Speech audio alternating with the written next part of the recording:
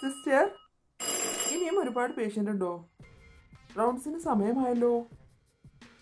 ഇല്ല ഡോക്ടർ, പുറത്തൊരു അമ്മയും കുഞ്ഞും മാത്രമേ ഉള്ളൂ. കുഞ്ഞിനാണെങ്കിൽ നല്ല സീരിയസ് ആണെന്നാ തോന്നുന്നത്. എങ്കിൽ അവരെ പെട്ടെന്ന് വിളിക്കൂ.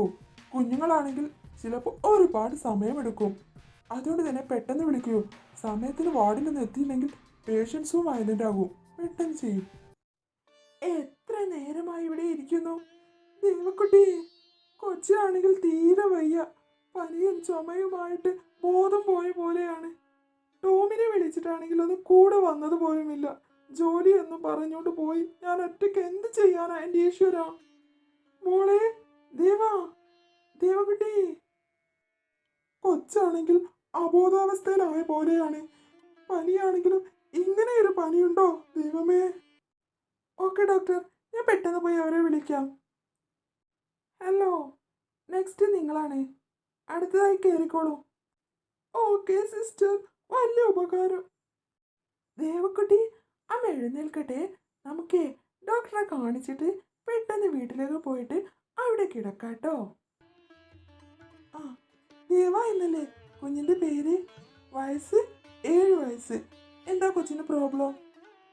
ഇന്നലെ രാത്രി മുതൽ തീരെ സുഖമില്ല. പനിയും ചുമയും കഫക്കെട്ടുമായിട്ട് ഒരു പോള കണ്ണടച്ചിട്ടില്ല.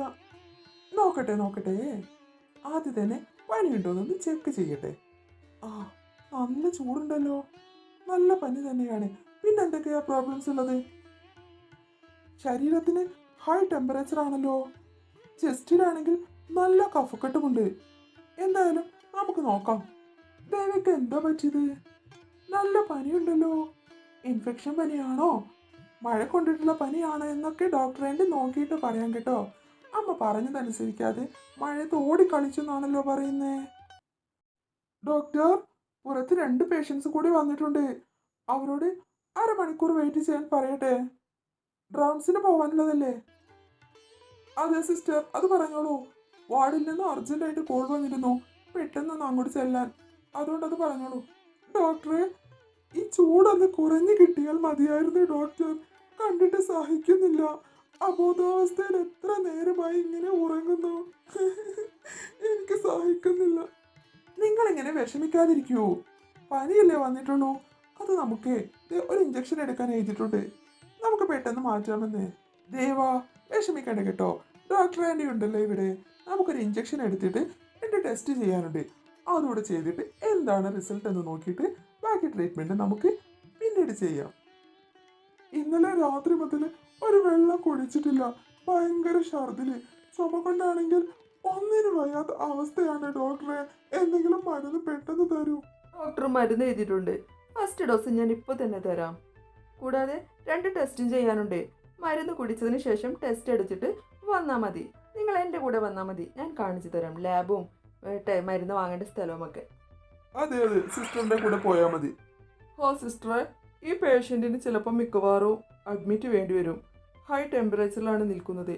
പെട്ടെന്ന് തന്നെ ലോ ആവാൻ സാധ്യതയില്ല. അതുകൊണ്ട് തന്നെ റിസൾട്ട് പെട്ടെന്ന് തന്നെ എന്നെ കൊണ്ടൊന്ന് കാണിക്കണം. റിസൾട്ട് കിട്ടിയതിന് ശേഷം എൻ്റെ വാർഡിലേക്ക് വന്നാൽ മതി. എൻ്റെ കൊച്ചിന് ഇതൊന്ന് പെട്ടെന്ന് മാറിയാൽ മതിയായിരുന്നു എൻ്റെ ഈശ്വര. ആ പേരന്റിന് വല്ലാത്ത ടെൻഷനും കരച്ചിലുമാണല്ലോ എൻ്റെ ഡോക്ടറെ. ആ കൊച്ചിന് പനി തന്നെയാണോ എന്ന് സംശയമാണ്. ടെസ്റ്റിൻ്റെ റിസൾട്ട് വരട്ടെ, എന്നിട്ട് നമുക്ക് നോക്കാം.